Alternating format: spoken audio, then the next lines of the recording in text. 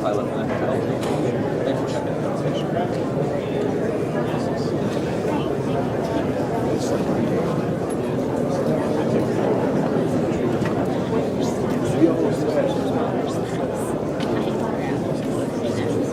Oh, sorry. I was. Oh no, I was okay. I was from a different question. I'm sorry. Different question. I'm sorry.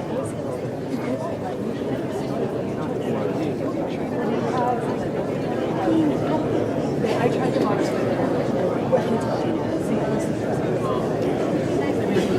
I'm so sorry.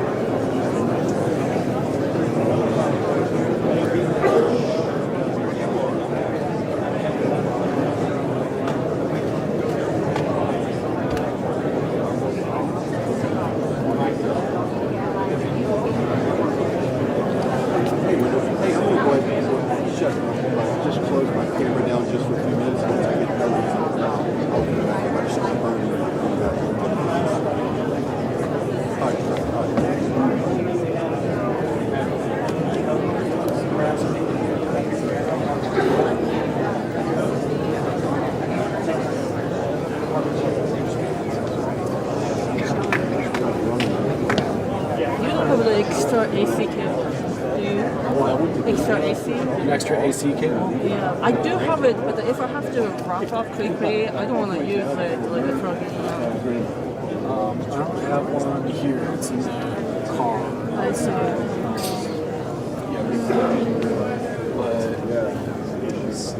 It's okay. You need AC power. You have a cable you don't want to leave it. Yeah. That's why I don't want to leave it. That's why I want it.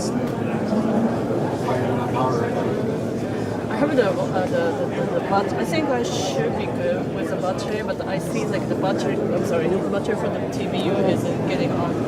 TVU is 100% full, but the external battery for TVU is almost done. But I still have the two big batteries for the camera.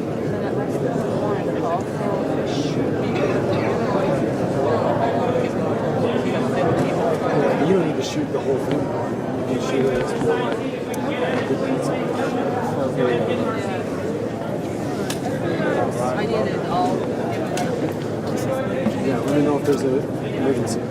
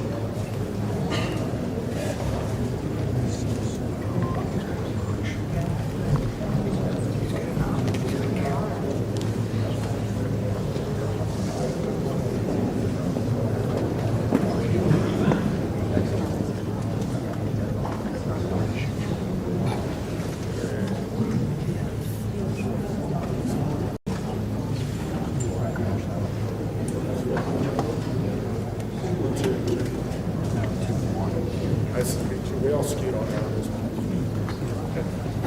Middle row, building shift. Yeah.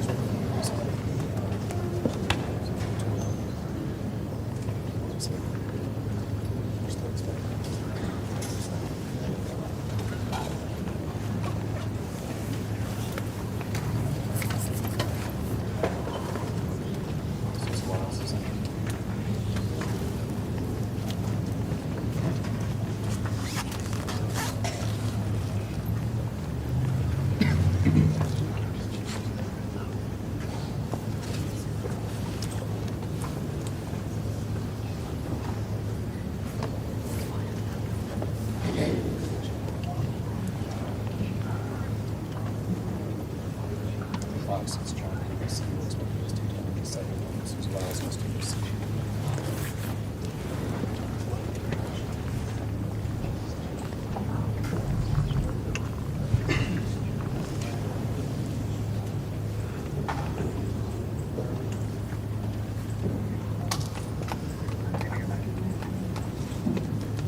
CBS is John ABC was what he was detailing the officers allows us to proceed.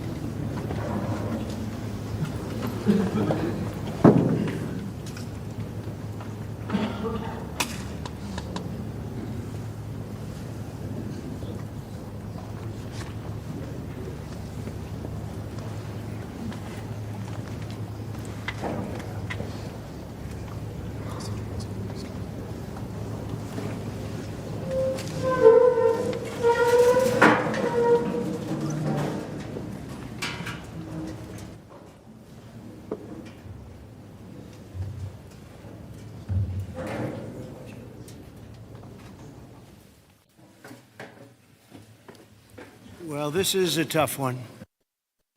And Ashley Godot here in Austin. The president is in Kerrville right now where he toured damage. He's speaking. Let's listen in. Making a little tour of the area. It's hard to believe the devastation. Trees that are 100 years old just ripped out of the ground. I've never seen anything like it. I've seen a lot of bad ones. I've gone to a lot of hurricanes, a lot of tornadoes. I've never seen anything like this. This is a bad one. We just visited with incredible families that, I mean, look, they've been devastated. They lost their child or two children, and just hard to believe what, I've never seen anything like it. A little narrow river that becomes a monster, and that's what happened. But the First Lady and I are here in Texas to express the love and support and the anguish of our entire nation in the aftermath of this really horrific and deadly flood. Nobody has any idea how and why a thing like this could happen. It's, and by the way, I have to tell you, the people here, first responders, the sheriff's office, all of the police, law enforcement, they've done an unbelievable job. And in speaking to the parents, they said everybody has been so professional, from the governor to the senators, all the way down to the local people on the site that really are a little bit used to this. But they've been looking at this for years, but in much smaller doses, much smaller doses. 12 years ago, and then in 1932 they had a real bad one, but that bad one was half of what this was. But I was speaking to some of the great people in the town, and they said, no, every year we get a little bit, but it was like a little bit of a flood, right? You were telling me, and it was just a flood. We got used to it. We had people, and we took care of it, and this year it was like, what's going on, right? So all across the country, Americans' hearts are shattered. I had to be here as president. First Lady wanted to be here, and all the beautiful souls, and we're filled with grief and devastation. The loss of life, and unfortunately, they're still looking. They're still looking. There's a lot of missing children, possibly, mostly, we don't know, but they're still looking, and they'll find everybody, but it's not an easy thing. You would think it would be easy. It's very tough. I looked at what they're going through, what they have to do. But dozens and dozens of precious children taken from us with such, I looked at the pictures of almost all of them, and it's terrible. Following a torrential downpour, the worst that anyone's ever seen, Guadalupe River rose 26 feet in less than 45 minutes, and I've even heard it went well over 30 feet. There's one story that one person said it had to be 60 feet at one moment. This is like a giant, giant wave in the Pacific Ocean that the best surfers in the world would be afraid to surf. And it unleashed a catastrophic flooding as most residents were asleep in their beds. A very dark evening. The waters claimed at least 135, 140 lives. They're getting that count, but the count that they don't have is how many are still missing. But a lot of lives, a lot of young angels. At the Girls Christian Summer Camp, known as Camp Mystic, a legendary camp, a camp that people would want to go to from all over the country. People, parents, they come and they would stay with their children. They'd stay in other cabins just to be with their children, but a legendary place. They were there because they loved God. And as we grieve this unthinkable tragedy, we take comfort in the knowledge that God has welcomed those little, beautiful girls into his comforting arms in heaven. And we believe that, have to believe that, and we do. And we lost some wonderful people beyond the little girls. We lost some very brave men and women that tried to save the girls. As our nation, we mourn for every single life that was swept away in the flood, and we pray for the families that are left behind. It's amazing the incredible spirit from those families. I don't know. I don't even know how they do it. But moments ago, Melania and I spent a lot of time with them. That's why we're a little late. I think this was a good reason to be late, frankly. And we just gave our warmest condolences. But you say to yourself, you know, how do you give condolences? How do you do that to a young person that 3 days ago was here, 4 days ago was here and vibrant, and now is no longer here? The search for the missing continues. The people that are doing it are unbelievable people, that you couldn't get better people than this anywhere, Christy, right? Anywhere in the world, you couldn't get better people. And they're doing the job like I don't think anybody else could, frankly. And I want to thank them. I want to thank all of these great first responders who raced into very grave danger. We have some people that were incredible. The single Coast Guard rescue crew saved an incredible 169 children at Camp Mystic, 169. And the camp staff was also incredibly courageous. Are those Coast Guard people around here someplace? Because I hear some incredible people. And I actually, Scott Ruskin, is he around? Where's Scott? He's not here right now, sir, but he will be here later, and I will be okay. Well, you let him know. With some, I'll let him know. John Dunn, the owner of the Hunt store, was a flood.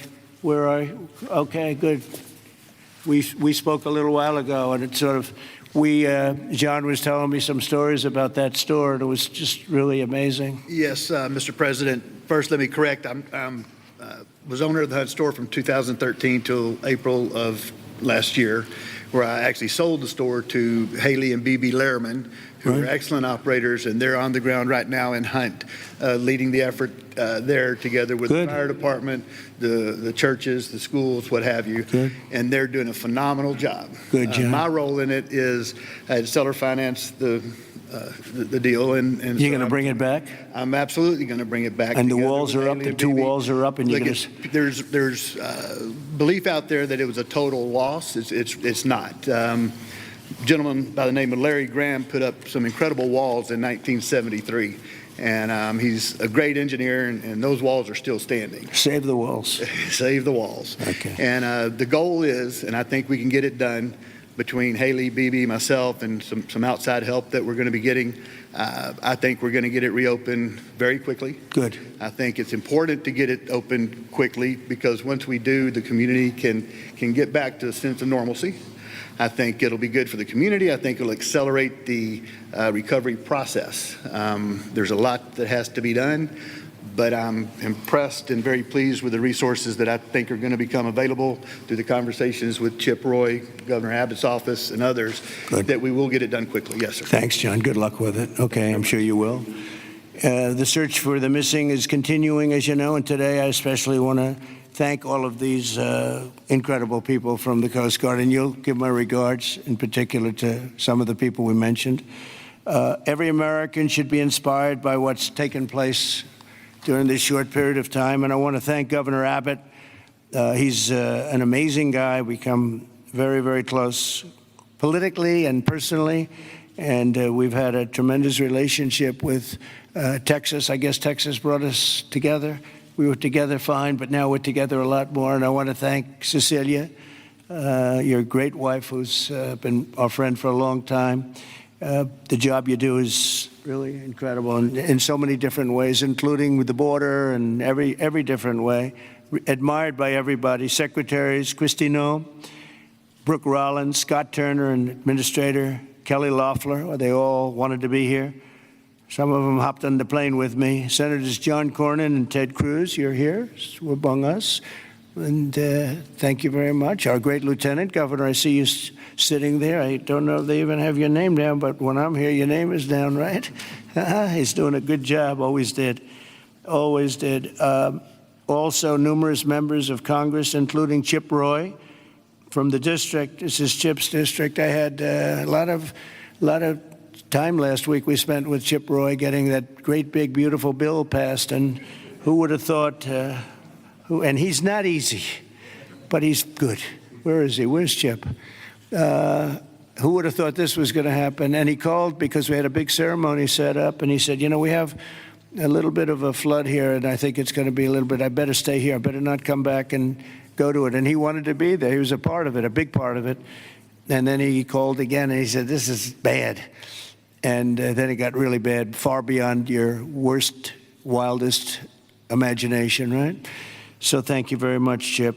I appreciate it. And Brian Babin also is, I don't know if Brian's here, but we do have, and I have to just give some of the names because it's very unusual.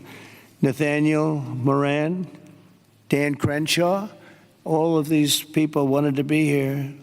Keith Self, Jake Elzey, August Pfluger, Craig Goldman, Ronnie Jackson. Where are you people? Are you here? You're all here? Where's Ronnie Jackson?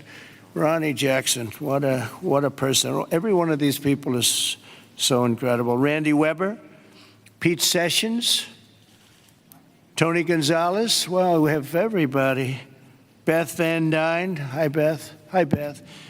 Roger Williams. Brandon Gill. Hi, Roger. Brandon, you're here? Yes. Thanks, Brandon. Doing a good job, Brandon. Michael Cloud, John Carter, and Wesley Hunt. And we have others, but I'm not, we have to get on with it. But I did want to ask Lieutenant Governor Dan Patrick. He's been my friend from the beginning. He's been the chairman of all three of my campaigns, and all I know is we won by record amount, so I guess you were a pretty good chairman, right, Dan? And his son is fantastic, too. But Attorney General Ken Paxton. Ken's around here someplace. Hi, Ken. Hi. and Director of the Texas Department of Public Safety, Freeman Martin. Freeman, thank you very much. You're doing an amazing job. Texas Chief of Emergency Management, Nim Kidd. Thank you. Thank you very much. Thank you for greeting us too. Major General Thomas Seltzer of the Texas Military Department. Thomas, great job. Thank you. Really good job. And many other officials and government, everybody is here. You know, it's amazing. I do these things, and often you just don't have a turnout like this. Half of government is here, but my administration is doing everything in its power to help Texas, and I can tell you that, and the governor will be the first to tell you that when the request was made for the emergency funds, Christy, I think we gave it within about 2 minutes, maybe less, and they had everything they needed, right, immediately. So we've deployed over 400 first responders and assisted or enabled more than 1,500 rescues. Amazing, 1,500. Customs and Border Protection and the U.S. Coast Guard have deployed numerous search and rescue crews, and they're all over the territory, and trauma teams. And beyond this area, you know, the governor was saying we've gone a little bit beyond this area. Oh, there's Dr. Phil. Look at Dr. Phil. You're looking good, Phil. This is a hell of a situation, isn't it, huh? FEMA has deployed multiple emergency response units, and FEMA has been really headed by some very good people. We have some good people running FEMA. It's about time, right? We get some good ones. They failed us in North Carolina, but when we got in on January 20th, they fixed it up in no time. And the Army Corps of Engineers is always around and always strong and brilliant.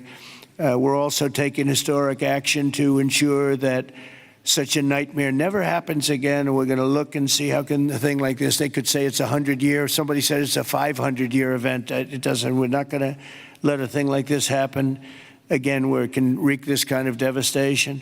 Earlier this year, I directed a sweeping review of the preparedness and critical infrastructure. I think, again, I have to say, whenever I say that, I have to say that the level of professionalism was incredible.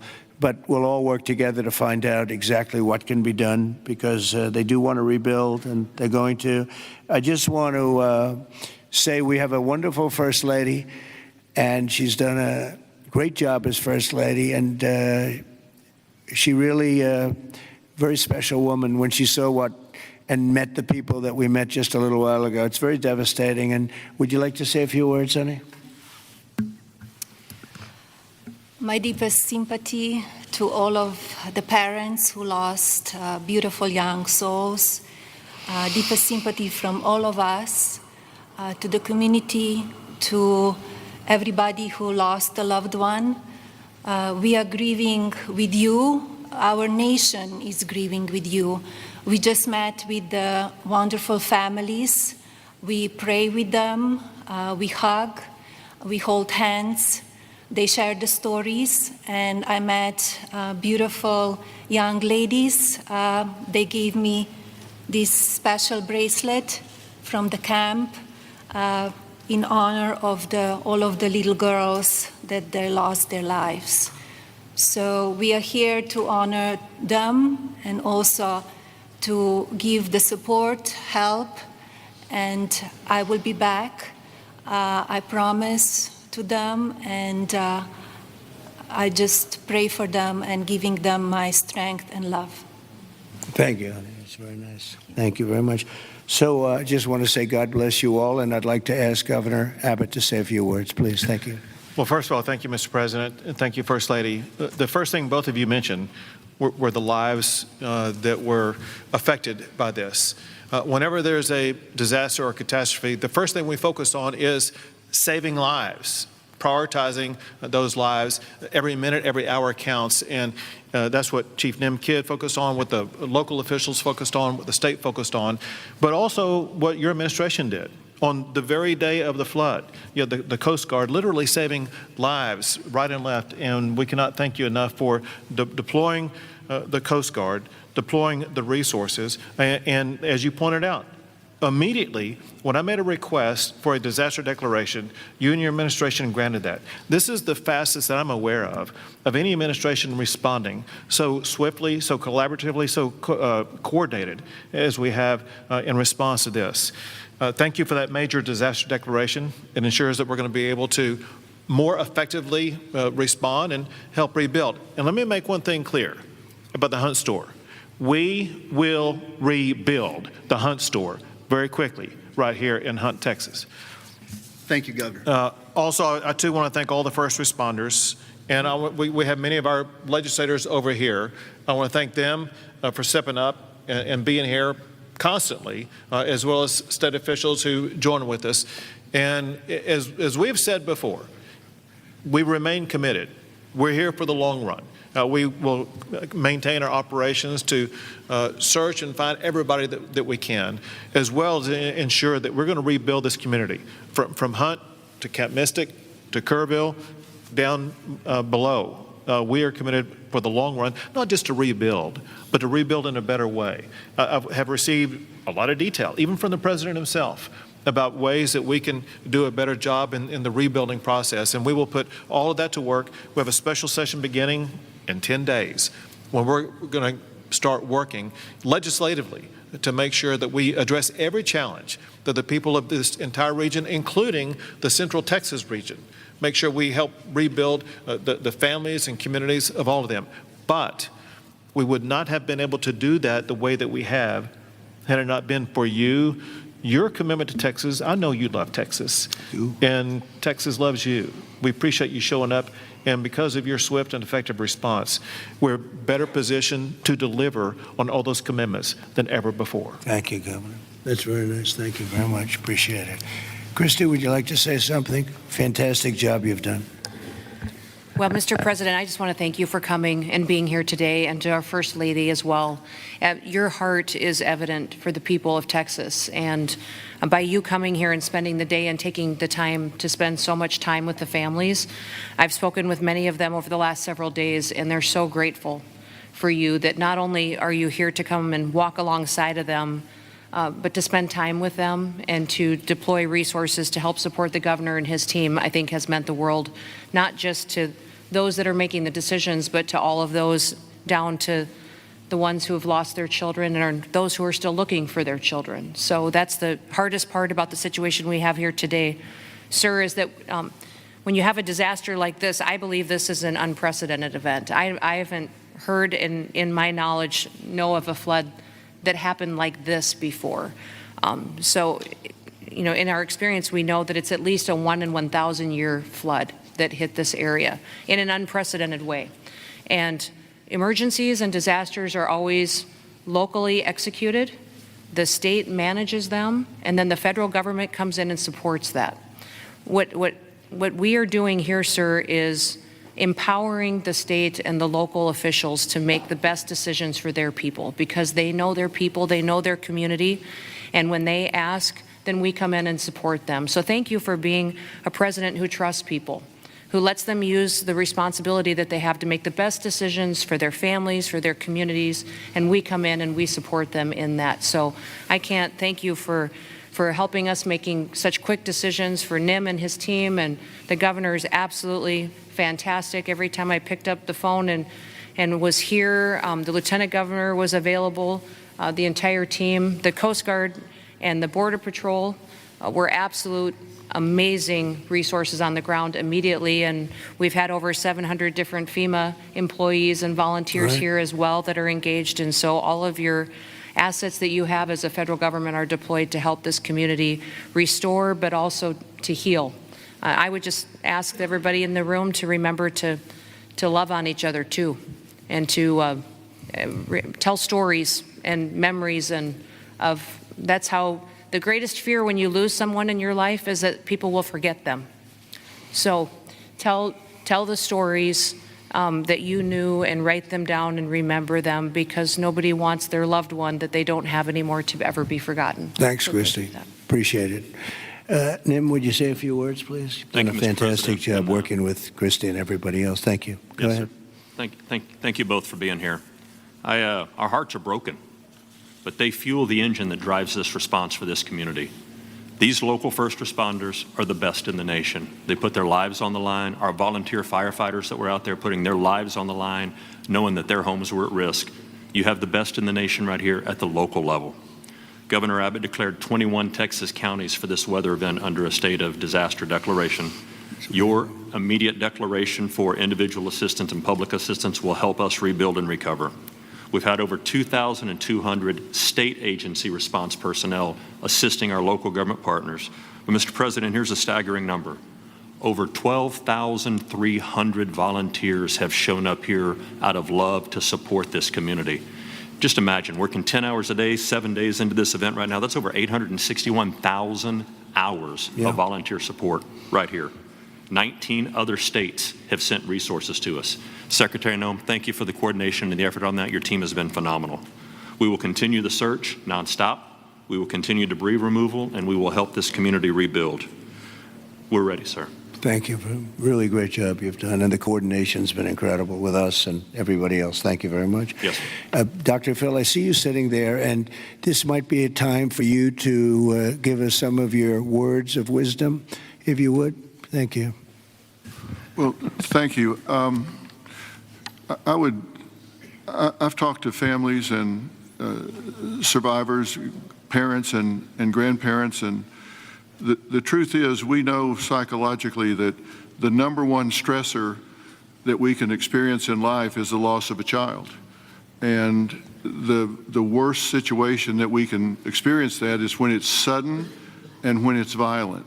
That's the worst thing that can happen stress-wise in life. And it's people say, well, you get over it in time. You will. The truth is, you never get over it. You get through it. And one of the things Secretary Noem was just talking about, no truer words could be said, that it's cathartic to talk about this. And there's a collective consciousness in these communities down here. This is my country here. Texas is home for me. And there's a collective consciousness here. And everybody in these communities suffered this loss at some level. And so everybody shares that. And so everybody shares the healing. And that will come through here. Everybody will rally together. And this is about faith, and it's about family, and it's truly about community. And it says Texas Strong on the front of the desk that you're sitting at, and that's true because people will come together. And we need to realize that giving this a voice, and if you see someone in the store, everybody wonders, do I say something to them? I know they lost a child or a grandchild. Do I bring it up, or because they look like they're doing okay? The answer to that question is an unambiguous yes. You don't ever let them think you've moved on from it. It's okay to go and say, hey, look, I know about the loss. I share that with you, and I love you, and we won't forget this, because these bright lights will go away. Another headline will come along, and people move on. Let them know we don't forget. We don't forget the loss. It will never go away, and we remember it.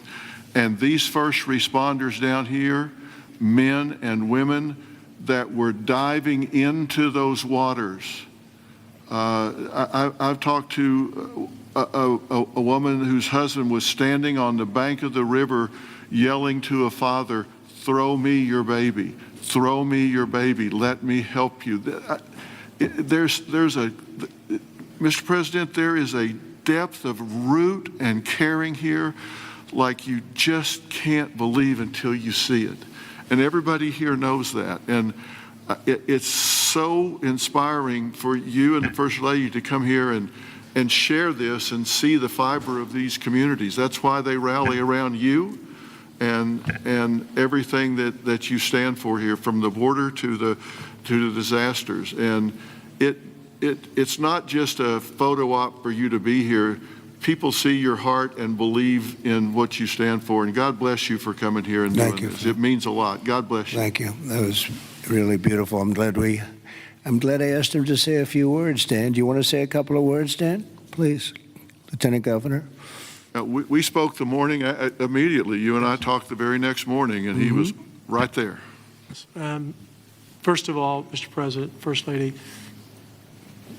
a long time ago I asked a pastor when I was going to see a hospital, a person in the hospital who didn't have long to live, and I said, what do I say? And they said, don't worry about what you say, just be there.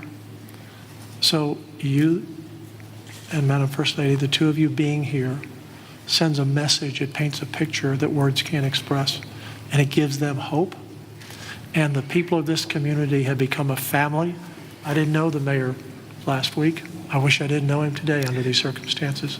But we've become a family around this room, and it starts with you at the top, down to the governor, down to the statewide, down to the secretary. I mean, Christy Nome coming in, she called Saturday morning and said, the president wants me to be there today. And she came. And so that message is so important.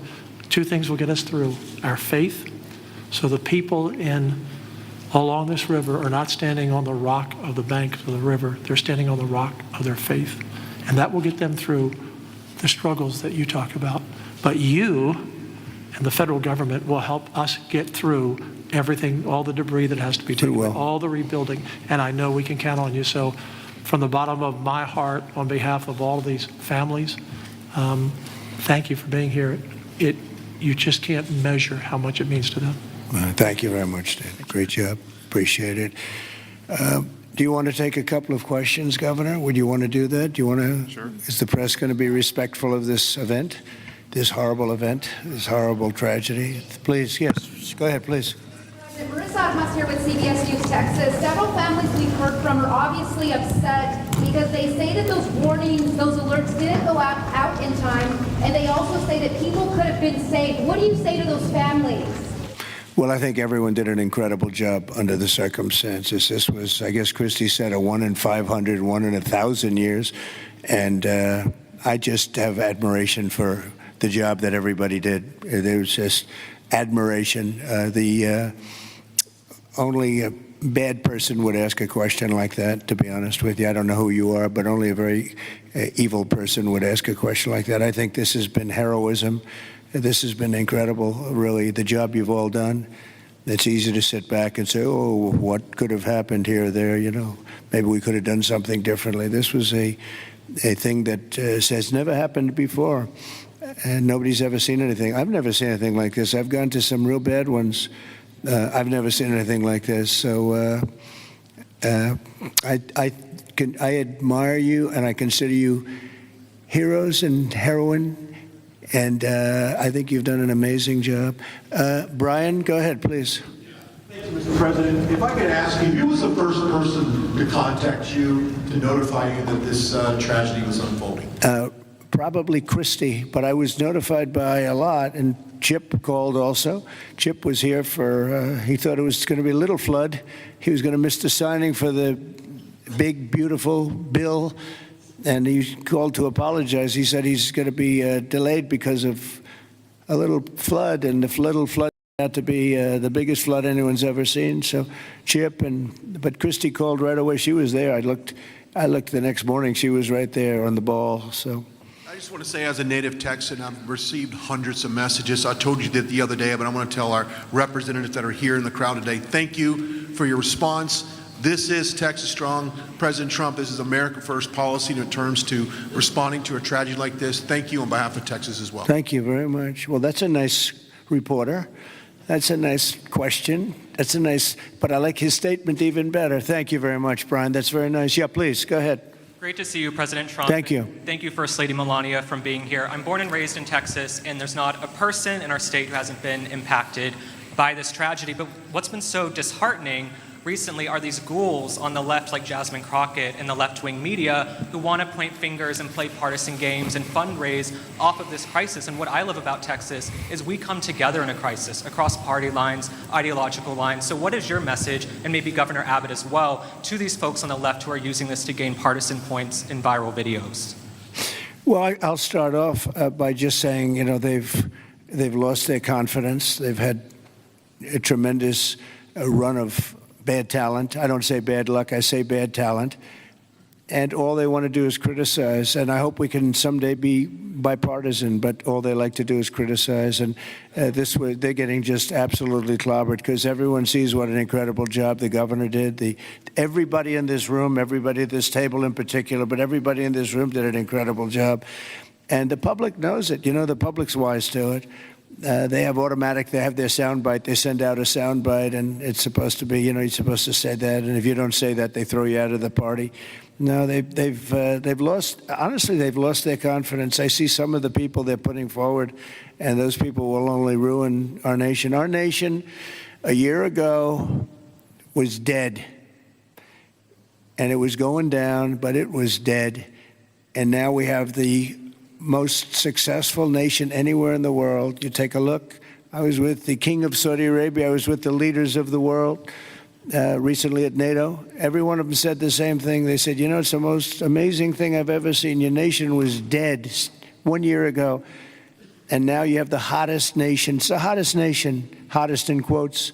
It's the hottest nation anywhere in the world. Every leader is saying that we're the hottest nation in the world.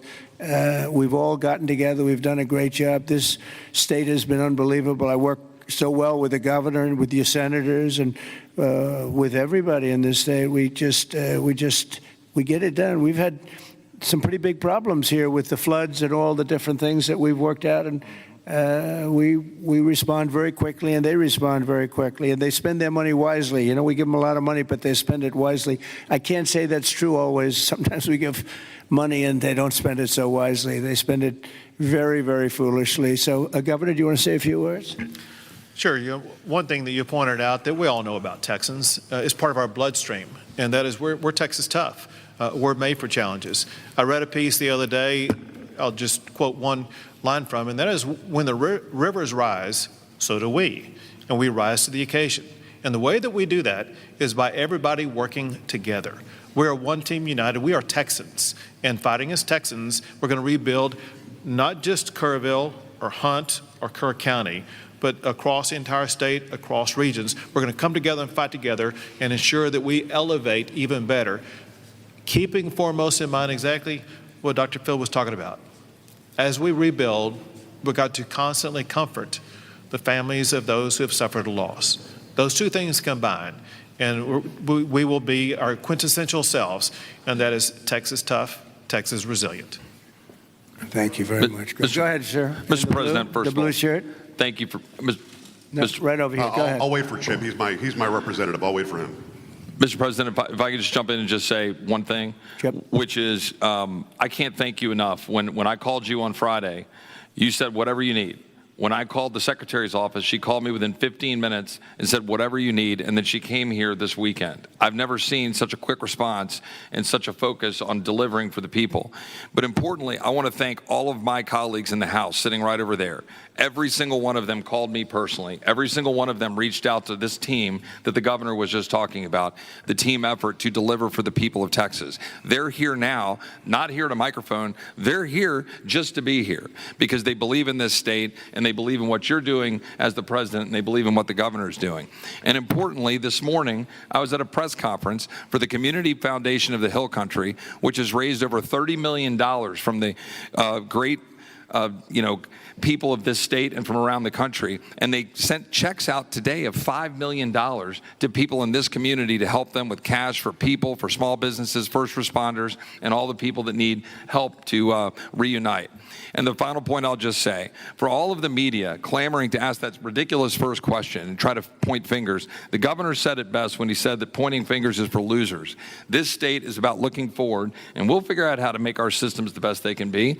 But importantly, when you see 26 feet of water rising a foot per minute, don't go around pointing fingers. The people in this community rallied around to help people, and that's the enduring image. Those little girls from Camp Mystic who were singing hymns as they watched the damage as they left that camp coming out of there. And that's who the people of Texas are. And I thank you, Mr. President. Thank you very much. And, you know, 2 words, unity and competence. If you were to ask me 2 words that I've seen here, one is unity. The unity has been unbelievable. And then the competence of the Coast Guard and some of the people within the Coast Guard that saved a lot of lives. They went out and they saved a lot of lives. But there were others other than the Coast Guard. But I would say competence and unity, the way everyone has just pulled together. It's rare that you see this.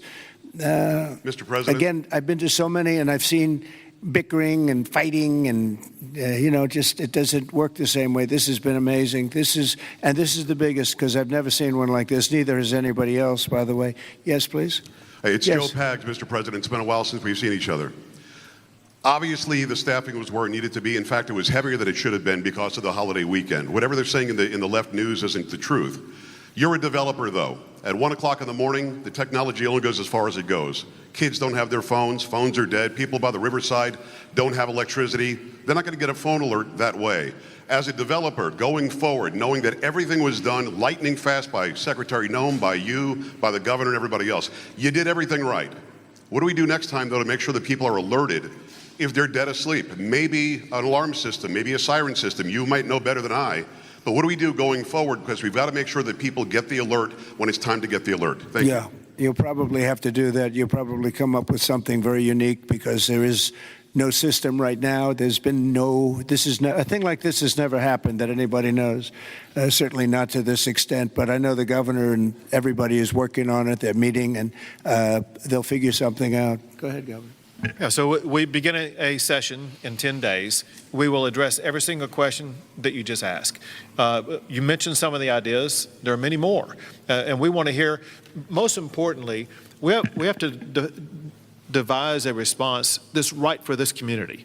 And this community has to weigh in, and they need time to be able to convey that to us. But we're going to work on alerts. We're going to work on every single solution to make sure things like this don't happen again, not just in this community, but in other river basins across the state also. So we will work to get it right, and we've jotted down, Joe, every idea that you just mentioned. Ted Cruz, go ahead, please, Ted. Well, Mr. President, I want to say thank you for being here. First Lady, thank you for being here. Where we are right now, the Hill Country, is a very special part of the state. It is universally considered the most beautiful part of the state. You've got rolling hills. You've got these incredible, peaceful, wonderful rivers. The Guadalupe River, just about all of us have been swimming in that river, floating in that river. And one of the things that's really special about Kerr County is there are 40 summer camps here. This is a place where all across Texas our kids go. The governor's daughter came every year to camp here. Both of you know our girls really well. Mm-hmm. Heidi, the week before this flood, was here in Hunt picking up our daughter Catherine from camp. And Camp Mystic, that faced such devastating loss, is an institution in this state. It's 100 years old. Was founded in 1926, and I'll tell you, in Texas, it's not just here that the hurt is felt. It's every part of the state: Houston, Dallas, San Antonio, Austin, West Texas, East Texas. Texans have gone, and what's amazing is you see at the closing ceremonies of these camps, you see multiple generations. You'll see grandmothers and moms and little girls who have all gone to the same camp. And the pain that the state is feeling. And on Monday, I went and walked through Camp Mystic. In the center of the camp is a cabin called the Bubble Inn, where the littlest girls were staying. And in front of the Bubble Inn are right now 17 small white crosses in the ground. And each cross has the name of another little girl who lost her life. And the final cross has the name of Dick Eastland, the camp director who gave his life trying to save his girls. And the water rose in that camp and in that cabin 8 feet high. You can see the water line 8 feet high. It blew the windows out of the cabin and it swept those girls out. I will tell you, I've never seen anything more horrible in my life, and I just sat there crying. I saw Mom and Dad come up to one of those crosses, drop to their knees and kiss that cross. And the mom was weeping. I also want to tell you, and you said this, you talked about unity. The way this community, the way the state is coming together is incredible. There are stories of heroism. I met a mom and dad who had a 14-year-old boy at Camp La Junta, a boys' camp. Their 14-year-old son was awakened at 3 in the morning. The water was rising. The counselor said, "Let's go save the little boys." And they went down to the 7, 8, 9-year-old boys and pulled them out of their camps through the crashing water. And this mom and dad were crying. Now their son survived. And I said, look, your son will always have this trauma. You will always have this trauma. But at the same time, your son will always know when he was 14 years old that there are little boys and one day there are men who are alive because he had the courage as a 14-year-old to risk his life to save them. And so we are grateful you're here. And I will say something Chip referenced is very true. There's a video of a school bus full of campers from Mystic after this crisis, riding past the devastation, and they are singing Christian hymns. And I promise you there's not a person here who can watch that video and not weep.